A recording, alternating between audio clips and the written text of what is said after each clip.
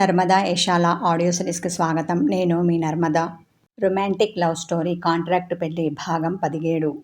ఇక వెళ్దామా అన్నాడు కిరణ్ తల ఆడించి. బయలుదేరడానికి సిద్ధపడింది ఆమె. వాళ్ళిద్దరూ పెళ్లి కార్డులు ప్రింట్ చేసే ఆఫీస్ దగ్గరికి వచ్చారు. కృతి, నువ్విక్కడే కూర్చో, నేను వెళ్ళి కార్డ్స్ తెస్తాను అన్న కిరణ్ షాప్కి వచ్చి, కార్డ్స్ రెడీ అయ్యాయా అన్నాడు. ఆ సార్ అంటూ తెచ్చి ఇచ్చాడు ఆ షాప్ అతను. కిరణ్ బిల్ పే చేశాడు. పెళ్లి పత్రికలు తీసుకొని వచ్చి కారెక్కి కూర్చున్నాడు. ఇంతలో కిరణ్ సెల్ రింగ్ అయింది. సుదేష్ణ చేసింది. కాల్ లిఫ్ట్ చేసి స్పీకర్ ఆన్ చేశాడు కిరణ్. హలో ఆంటీ, మీరు చెప్పినట్టుగానే పెళ్లి కార్డ్స్ తీసుకొని వస్తున్నాం, ఆన్ ద వేలో ఉన్నాం అన్నాడు అతడు. డైరెక్ట్గా ఇంటికి రాకుండా పెద్దమ్మ గుడికి వెళ్ళి పెళ్లి కార్డ్ని అమ్మవారి పాదాల చెంత పెట్టి దండం పెట్టుకొని రండి. మొదటి పత్రిక అమ్మవారికి ఇవ్వడం ఆనవాయితీ. ఇంటికి వచ్చి మళ్ళీ అంత దూరం వెళ్ళి ఇవ్వాలంటే కష్టం. నాకేమో ఓపిక లేదు. మళ్ళీ మీరు వెళ్ళాలి అంటే టైం పడుతుంది. అందుకని అట్నుంచి అటే జూబ్లీ హిల్స్కి వెళ్ళి పత్రిక ఇచ్చి అమ్మవారిని దర్శించుకొని రండి అంది ఆమె. ఆంటీ, మీరు ఈ విషయం కృతికి చెప్తే బాగుంటుంది, తను పక్కనే ఉంది, మాట్లాడండి అన్నాడు. అది రాకాసి, నా మాట వినదు. అందుకే ఫోన్ దానికి చేయకుండా నీకు చేశాను. నువ్వే ఎలాగో అలా నచ్చచెప్పి గుడికి తీసుకెళ్ళు. స్పీకర్ ఆన్లో ఉంది అన్న విషయం తెలియక ఆమె అలా మాట్లాడింది. కృతి కోపంగా తన వైపు చూస్తుండడంతో అలాగే ఆంటీ అంటూ కాల్ కట్ చేశాడు కిరణ్. మా అమ్మను బాగానే బుట్టలో వేసుకున్నావు. ఇప్పుడు తనకు నువ్వు సొంతవాడివి లాగాను, నేను పరాయిదాని లాగాను కనిపిస్తున్నాను. నన్నెప్పుడు పల్లెత్తు మాట కూడా అనని అమ్మ ఈరోజు రాకాసి అంది అంటే ఇదంతా నీవల్లే ఉక్రోషంతో అన్న ఆమె ముక్కుపుటాలు ఎగిరిపడుతుంటే ముఖం కందగడ్డలా మారింది. ఇందులో నా తప్పేమీ లేదు. ఇదంతా మీ అమ్మగారికి నా మీద ఉన్న అభిమానం. ఇంతకు గుడికి వెళ్దామా? వెళ్ళకుంటే ఆంటీ నొచ్చుకుంటుంది అన్నాడు కిరణ్. ఇప్పుడు మీ మాట విని గుడికి రాకుంటే ఇప్పటికే రాక్షసిని అయ్యాను. ఇక ముందు అమ్మ దృష్టిలో ఇంకేమవుతానో. ఒప్పుకున్న పెళ్ళికి వాయించక తప్పుతుందా? పెళ్లి చేసుకోవాలి అనుకున్న తర్వాత ఇష్టం లేని పని అయినా చెయ్యక తప్పుతుందా అంటూ ముఖాన్ని గండుగా పెట్టుకొని సైడ్ విండోలో నుండి పక్కకు చూస్తూ కూర్చుంది కృతి. కిరణ్ చిన్నగా నవ్వుకుంటూ కార్ స్టార్ట్ చేసి జూబ్లీ హిల్స్ పెద్దమ్మ గుడి ముందు ఆపాడు. నువ్వు దిగి పూజ సామాను అవి కొంటూ ఉండు, నేను కార్ పార్కింగ్ చేసి వస్తాను అన్నాడు. తల ఆడించి కారు దిగిన కృతి పూజ సామాను అమ్మే షాప్ దగ్గరికి వచ్చింది. పువ్వులు, కొబ్బరికాయ, కర్పూరం, అగరబత్తులు కలిపి ఉన్న బుట్టను తీసుకొని కొట్టు అతనికి డబ్బులు ఇవ్వబోతుంటే కృతి పిఏ హారిక ఆ కొట్టు దగ్గరికి వచ్చింది. ఇందాక కొన్న పూజ సామానుకు చిల్లర లేదని కొట్టతను ఇవ్వలేదు. ఆ డబ్బులు తీసుకోవడానికి వచ్చింది ఆమె. హాయ్ మేడం, గుడికి వచ్చినట్టున్నారు. ఆంటీ ఏది, మీరొక్కరే కనిపిస్తున్నారు అంది. ఆ కిరణ్ని నాకు తగిలించి వారం రోజులుగా లీవ్ పెట్టి ఎక్కడికి వెళ్ళావు? పైగా ఇప్పుడు వచ్చి నన్ను చూసి పరామర్శిస్తున్నావు. నీకిదేమన్నా బాగుందా అన్న కృతి చిరుకోపంతో హారికపై విరుచుకుపడింది. సారీ మేడం, అనుకోకుండా ఊరు వెళ్ళవలసి వచ్చింది. ముందుగా చెప్పడానికి వీలు పడలేదు. అందుకే లీవ్ లెటర్ పంపించాను. రేపటి నుండి డ్యూటీకి వస్తాను ఆమె అంటుంటే అక్కడికి కిరణ్, హారిక భర్త హరీష్ వచ్చారు. బాయ్ మేడం, రేపు ఆఫీస్లో కలుస్తాను అంటూ ఆమె దర్శనమైపోవడంతో తన భర్తతో కలిసి బయలుదేరింది. చెప్పుల స్టాండ్ దగ్గర చెప్పులు విప్పి కాళ్ళు కడుక్కొని కిరణ్తో కలిసి గుడి లోపలికి వచ్చింది కృతి. పంతులు గారితో చెప్పి పూజ చేయించి ఈ పత్రికను అమ్మవారి పాదాల దగ్గర పెట్టండి అని పెళ్లి పత్రికను పంతులు గారికి ఇచ్చింది. ఆయన అలానే చేశారు. పెళ్లి కొడుకు ఇతనేనా అని అడిగి కృతి, కిరణ్ల మీద పంతులు గారు అక్షంతలు వేసి శీఘ్రమేవ కళ్యాణ ప్రాప్తిరస్తు అంటూ ఆశీర్వదించాడు. గుడి ప్రాంగణంలో కూర్చున్న కిరణ్ కొబ్బరి ముక్కను కొట్టి ఒక ముక్క కృతికి ఇచ్చి తానొకటి తీసుకున్నాడు. ఏంటి కృతి, ముభావంగా ఉన్నావు? నీకంతగా పెళ్ళి ఇష్టం లేకపోతే చేసుకోనని మీ అమ్మగారితో చెప్పు, లేదంటే నన్ను చెప్పమంటావా అన్నాడు. అలాంటిదేమీ లేదు అన్న కృతి. ఇప్పుడు గనక ఈ పెళ్ళి క్యాన్సల్ చేసుకుంటే ఆ నిఖిల్ పెళ్లి చేసుకోమని వెంటపడి వేధిస్తాడు. ఒప్పుకోకపోతే బలవంతంగానైనా తాళి కడతాడు. ఆ రభస కన్నా ఈ పెళ్ళి బెటర్ మనసులో అనుకుంది ఆమె. అక్కడికి వచ్చిన నిఖిల్, కృతి నువ్విక్కడ ఉన్నావా అని కన్నింగ్ స్మైల్ ఇచ్చాడు. అతనితో పాటు అతని తల్లి వచ్చింది. అమ్మా, నేను చెప్పలేదు కృతి అంటే ఈమెనే అన్నాడు నిఖిల్. నువ్వు చెప్పింది నిజమేరా, అమ్మాయి బంగారం బొమ్మలాగుంది. ఇంత అందమైన అమ్మాయిని నువ్వు చేసుకుంటానని అడగడంలో తప్పేమీ లేదు. మీ నాన్నగారిని ఒప్పించి ఈ అమ్మాయితోనే నీ పెళ్లి జరిగేలా చూస్తాను అన్న ఆమె. అమ్మాయి, నువ్వేమీ బెంగ పెట్టుకోకు. నువ్వు కూడా మా అబ్బాయిని ఇష్టపడుతున్నావటగా. మీ పెళ్లి జరిపించే బాధ్యత నాది అంది. కృతి పక్కన కూర్చొని ప్రేమగా ఆమె తల నిమిరింది. నిఖిల్ వాళ్ళు అమ్మకు కృతిని చూపించి వాళ్ళ నాన్నగారు పిలవడంతో పక్కకి వెళ్ళాడు. ఆవిడ మాటలు విన్న కృతి మైండ్ బ్లాక్ అయింది. ఏం మాట్లాడాలో తోచక బెల్లం కొట్టిన రాయిలా కూర్చుంది. ఆంటీ, మీ అబ్బాయి పొరపాటు పడినట్టున్నాడు. అతను ఎవరిని ప్రేమించి కృతిని చూపించాడో నాకైతే తెలియదు, కానీ ఈ అమ్మాయి నాకు కాబోయే భార్య. పెళ్లి పత్రికలు కూడా ప్రింట్ చేయించాం. మీరు తప్పకుండా మా పెళ్ళికి రావాలి అంటూ తమ పెళ్లి కార్డును ఆమె చేతిలో పెట్టాడు కిరణ్. ఈసారి నిఖిల్ వాళ్ళ అమ్మకు దిమ్మ తిరిగి బొమ్మ కనిపించింది.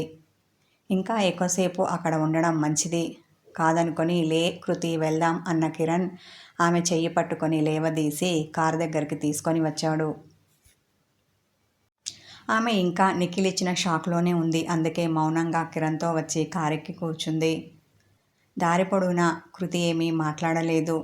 ఏదో దీర్ఘ ఆలోచనలో మునిగి ఉంది. కిరణ్ డ్రైవింగ్ చేస్తూనే మధ్య మధ్యలో ఆమె వైపుకు తిరిగి చూశాడు. ఇంట్లోకి రాగానే కృతి గబగబా మెట్లెక్కి తన గదికి వచ్చింది. ధబేలుమని సౌండ్ వచ్చేలాగా తలుపులు వేసింది. మంచం మీద బోర్లా పడుకొని ఏడవడం మొదలుపెట్టింది. కారు పార్కింగ్ చేసి ఇంట్లోకి వస్తున్న కిరణ్కు ఆ తలుపు చప్పుడు వినబడింది. అప్పుడే కిచెన్లో నుండి హాల్కి వస్తున్న సుదేష్ణ కూడా ఆ చప్పుడు వింది. ఏం జరిగింది అన్నట్టుగా కిరణ్ని చూసింది ఆమె. ఏం లేదాంటీ, ఇందాక మీరు ఫోన్లో మాట్లాడిన మాటలు కృతి వింది. మీరు తనకన్నా నన్నే ఎక్కువగా అభిమానిస్తూ ఆప్యాయంగా చూసుకుంటున్నందుకు నాపై కోపం వచ్చింది. ఆ కోపాన్ని అలా చూపించింది అంతే. మీరు అనవసరంగా కంగారు పడకండి అన్నాడు. అంతేనా? నేను ఇంకేమో అనుకున్నాను అన్నా ఆమె. అది చిన్నప్పటి నుండి అంతే, ప్రతిదానికి ఉడుక్కుంటుంది. నువ్వు ఇదంతా మనసులో పెట్టుకోకు అంది. పని ఉండి కిచెన్కి వెళ్ళింది. కిరణ్ దీర్ఘంగా గాలి పీల్చి వదులుతూ, ఈ తల్లి కూతుర్ల మధ్య నేను నలిగిపోతున్నాను. కాంట్రాక్ట్ మొదలు కాకుండానే నా పరిస్థితి ఇలా ఉంది. ఇక పెళ్ళై కాంట్రాక్టు పూర్తయ్యేసరికి ఏమైపోతానో అనుకున్నాడు. అలా అనుకోగానే అతని మీద అతనికే జాలి వేసింది. లాయర్ గారు తన వైపు చూసిన జాలి చూపులు గుర్తుకు వచ్చాయి. బెచారా దిల్కా మారా తన గురించి తాను అనుకున్నాడు. డిన్నర్ టైం అయినా మేడ దిగి కృతి కిందికి రాలేదు. కిరణ్కు చాలా ఆకలిగా ఉంది. ఆంటీ, కృతి ఇంకా రాలేదు. మీరు వెళ్ళి పిలుచుకురండి, భోంచేద్దాం అన్నాడు. అది నీ మీద కోపంతో అలిగిందని చెప్పావు కదా, నేను వెళ్ళి పిలుచుకున్నా. అది రాదు, నువ్వే వెళ్ళి పిలుచుకొనిరా. అది ముందే మొండిఘటం అంది సుదేష్ణ. ఇది ఎక్కడ తలనొప్పిరా బాబు మనసులో అనుకొని కృతి గది దగ్గరికి వచ్చాడు. తలుపులు వేసి ఉన్నాయి. డోరు మీద చేత్తో చిన్నగా శబ్దం చేస్తూ కృతి అని పిలిచాడు. లోపల నుండి ఎలాంటి శబ్దమూ రాలేదు. కృతి ఏం చేస్తోంది? నిద్రైతే పోలేదు కదా అనుకొని తలుపును గట్టిగా తోశాడు. అది చిన్నగా శబ్దం చేస్తూ తెరుచుకుంది. కృతి మంచం మీద వెలకిలా పడుకొని కళ్ళ మీద చేతులు పెట్టుకుంది. ఆమె ఏడ్చి ఏడ్చి అలాగే నిద్రపోయింది. కృతి చీర కట్టుకొని ఉండడం వల్ల ఫ్యాన్ గాలికి పైట కొంగు పక్కకు జరిగి తెల్లని ఆమె పొట్ట కనిపించింది. లోతైన నాభి విచ్చిన తెల్ల కలువలా ఉండి మన్మధునికి మతి పోగొట్టేలా ఉంది. చీర కాళ్ళ దగ్గర కొద్దిగా పైకి జరిగి కవ్విస్తున్నట్టుగా ఉంది. ఆ భంగిమలో కృతిని చూసి గుటికలు మింగాడు కిరణ్. తడబడే అడుగులతో మెల్లగా మంచం దగ్గరికి వచ్చి కృతి అని పిలిచాడు. ఆమె పలకకపోయేసరికి ఆమె చేతిని కదిపాడు. మెల్లిగా కళ్ళు తెరిచి చూసింది. ఫ్రెష్ అప్ అవ్వకుండా అలాగే పడుకున్నావు? బాగా చీకటి పడింది, త్వరగా ఫ్రెష్ అయితే భోంచేద్దాం అన్నాడు. నాకు ఆకలిగా లేదు, మీరు వెళ్ళి తినండి అని మంచానికి అటువైపు తిరిగి పడుకుంది కృతి. ఎవరి మీద కోపంతో పస్తులు ఉంటున్నావు? అసహనంతో విసుక్కున్నాడు కిరణ్. నాకు ఎవరి మీద కోపం లేదు, మీరిక్కడి నుండి వెళ్ళండి అంది. నాకు తెలుసు ఇప్పుడు నీకు బాగా ఆకలిగా ఉందని. అయినా ఆ నిఖిల్ మీద కోపంతో నువ్వు భోంచేయడం మానేయడం ఏంటి? ఇది కరెక్ట్ కాదు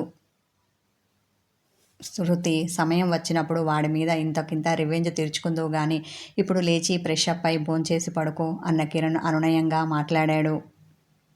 కృతి ఏమనుకుందో ఏమో కానీ లేచి కూర్చుంది. మీరు పదండి, నేను ఫ్రెష్ అప్ అయి వస్తాను అని వాష్రూమ్కి వెళ్ళింది. కిరణ్ ఒక నిట్టూర్పు విడిచి డైనింగ్ హాల్కి వచ్చాడు. కృతి నీ వెనకాల రాలేదు, దాని కోపం తగ్గలేదా అనుమానంతో కిరణ్ని అడిగింది సుదేష్ణ. వస్తుంది ఆంటీ, మీరు వడ్డించండి అన్నాడు అతడు. తల ఆడించిన ఆమె కృతికిష్టమని మంగమ్మతో చెప్పి పాలక్ పన్నీర్ చేయించాను అంటూ కిరణ్కి పుల్కాలు పాలక్ పన్నీర్ వడ్డించింది. కృతి వచ్చి డైనింగ్ టేబుల్ చైర్ జరుపుకొని కూర్చుంది. తనకిష్టమైన పాలక్ పన్నీర్ చూడగానే ఆకలితో పాటు హ్యాపీనెస్ వచ్చింది ఆమెకు. థ్యాంక్ యూ అమ్మా అంటూ తల్లి వడ్డించగానే తినడం మొదలుపెట్టింది. సుదేష్ణ చిన్నగా నవ్వి తను వడ్డించుకుంది. కిరణ్, రేపు మా బంధువులందరికీ పెళ్లి పత్రికలు పంచడానికి వెళ్తున్నా, నువ్వు రాకూడదు అంది. సుదేష్ణ అలా అడిగేసరికి కిరణ్ కృతి ఏమంటుందోనని ఆమె వైపు తిరిగి చూశాడు. ఎందుకు? అందరితో అతనికి చీవట్ల అక్షంతలు వేయించడానికా? గంతకు తగ్గ బొంతలు తెచ్చుకున్నారు అని పొడిపించుకోవడానికా? ఏం అవసరం లేదు. నువ్వు ఒక్కదానివే వెళ్ళు. మాకు ఆఫీస్లో బోలెడు పని ఉంది. కిరణ్ రాడు అని తెగేసి చెప్పింది కృతి. అలా అంటే ఎలానే? డల్గా ముఖం పెట్టింది సుదేష్ణ. రేపు రోజంతా నీతో ఉండేలా ట్యాక్సీ మాట్లాడతాను. అందులో వెళ్ళి అందరికీ ఇచ్చిరా. వాళ్ళు పెట్టే మాటల బొబ్బట్లు తిని ఎంజాయ్ చేయి. చిరుకోపంతో తల్లిని చూసింది కృతి. వాళ్ళు ఎలాంటి వారైనా మన బంధువులే కదా. పెళ్ళికి పిలవకపోతే ఏం బాగుంటుంది? చుట్టాలు అన్నాక ఏదో ఒకటి అనకుండా ఉంటారా? కష్టసుఖాల్లో పాలుపంచుకోవడం మానేస్తారా?